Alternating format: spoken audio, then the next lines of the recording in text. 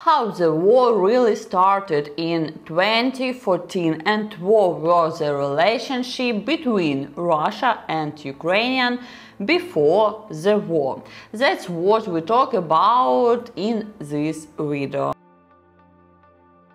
So, the war between Russia and Ukraine in 2014 started as a result of a complex and multi-phased sequence of events. Here are the main points that led to the beginning of this conflict. First of all, Euromaidan and the overthrow of Ukraine's former illegitimate president Viktor Yanukovych.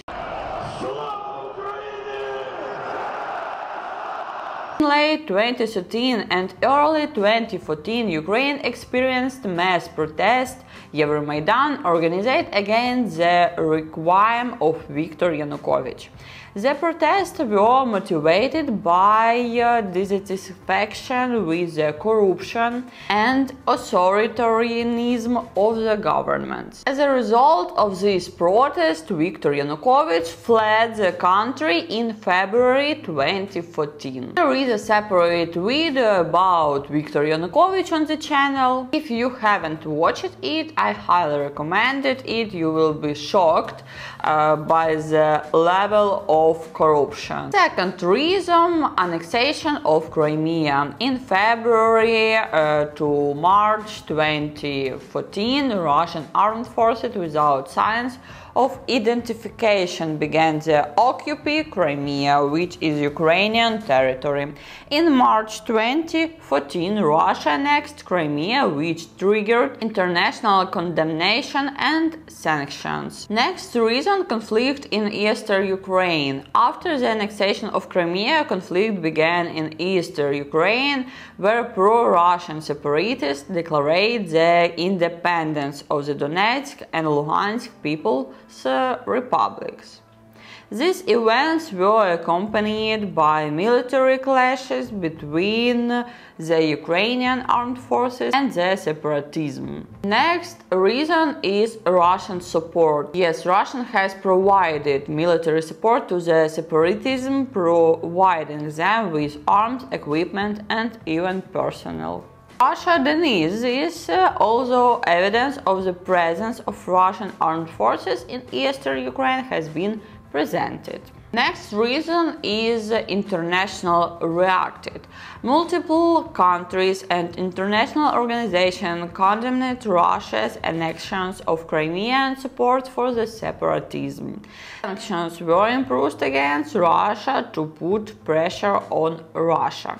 This conflict, also known as the war in eastern Ukraine or the Donbas conflict, until Russia attacked Ukraine in the open on February 24 in 2022. What was the relationship between Russia and Ukraine for 2014 year? Actually complex and multi-phased historical ties. Russia and Ukraine have deep historical ties that go back to the Middle Ages, when parts of Ukrainian territories were part of a KHRYSTYNA or Kievan Rus. These ties include common cultural and religious elements. Soviet period. During the Soviet Union, Ukraine was one of the republics within the USSR. This period also formed deep economic, cultural and political ties between the two countries. Also, gas supply. The energy sector played an important role in the relationship between Russia and Ukraine. Ukraine was a transit country for Russian gas that was supplied to Europe. Conflicts arose over gas prices and Ukraine's debt to the Russian company Gazprom. Also, political disagreements. For many years, there have been political disagreements between Russia and Ukraine related to the direction of Ukraine's foreign policy. For example, Ukraine has sought close relations with the European Union, which has caused concern in Russia. Also, with respect to historical claims, Russia and Ukraine have disputed territorial issues, including Crimea. Crimea was ceded to Ukraine in 1954 by the Soviet Union, and it remained part of independent Ukraine after the collapse of the Soviet Union. However, Crimea is of important strategic importance to Russia, particularly due to its military base at Sevastopol on the Black Sea. Also, the conflict and annexation of Crimea in 2014 led to a deterioration of relations between Russia and Ukraine and an international crisis. These events also raised questions about Ukraine's sovereignty and territory integrity, as well as the geopolitical future of the region. Also, before 2014, Ukraine and Russia had many cultural ties which are due to historical, linguistic, and socio-cultural factors.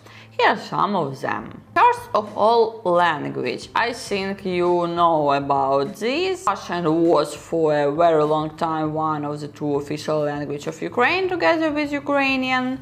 In 2017, only Ukrainian became the official language, but a lot of Ukrainians speak Russian, and the cultural influence of Russian was significant in Ukraine.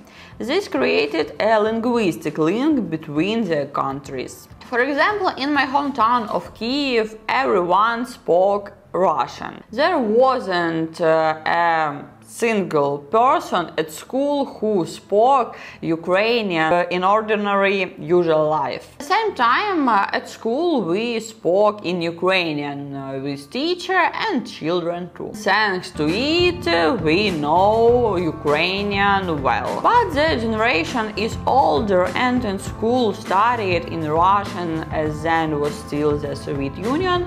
I mean the time of my mother and grandmother, for example.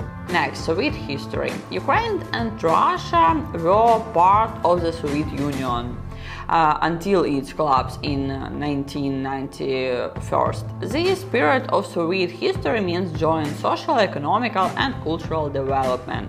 Next, literature, art, and films. Ukraine and Russia have a rich heritage in literature, art, and films. The works of Ukrainian and Russian writers, artists, and filmmakers have often been popular in both Ukraine and Russia. Next, population exchange. There was a significant population exchange between Ukraine and Russia. Many Ukrainians worked and lived in Russia and vice versa. Next reason is religion. Orthodoxy played an important role in cultural ties. Ukraine had both the Ukrainian Orthodox Church and the Moscow Patriarchate, making Ukrainians and Russians fraternal in faith. For years, some Russian politicians tried to strengthen their influence in Ukraine through cultural and information means. I hope this video was useful for you, and thank you for watching. You can support my channel. I will leave links below this video, and see you in the next video on the channel. Bye!